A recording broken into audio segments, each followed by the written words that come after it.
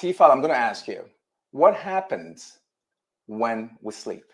Wow. Thank you so much for that Hmm. question. And thank you, Ellis, for putting that up. So when our teens are a little moody, it's because they're not getting enough Yeah. sleep. Yeah. And 1 in 3 is a lot. Hmm. So one of the things that we now know from science is that sleep is not optional. It's not a luxury. It is a vital part of our health and contributes to a lot of chronic diseases, like you mentioned.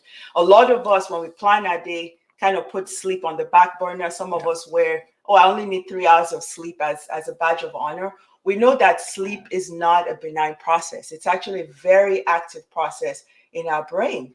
What that does is when we get sleep, both the quantity and the quality matters because sleep restores, it powers our mind, it restores our body, allows our body to renew and repair our cells, and it allows certain hormones that are important for growth, for a lot of functioning to happen during sleep. Let me stop you for a moment. So remember this, quantity and quality. Quality This is one of the issues where quantity and quality matter. matters, right?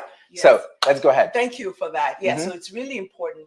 And it's important to know that, when we go to sleep, there are a lot of chemicals that happen. There are things that are produced at night. Yeah. There are also chemicals that build up in our body, the waste products of all the things we're doing, how our brain is working during the day.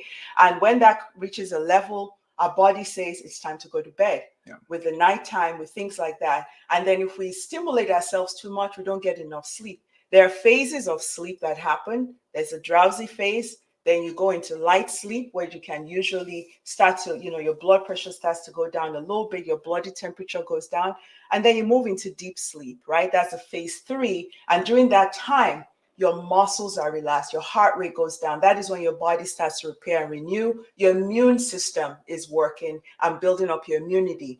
And then you get into this, what we call the REM sleep or the rapid eye movement sleep. And that's where a lot of learning and creating parts of your brain are activated for learning, memories, and things like that. So when that cycle usually takes about 90 minutes, and we need about maybe 4 or 5 of those cycles to get good sleep.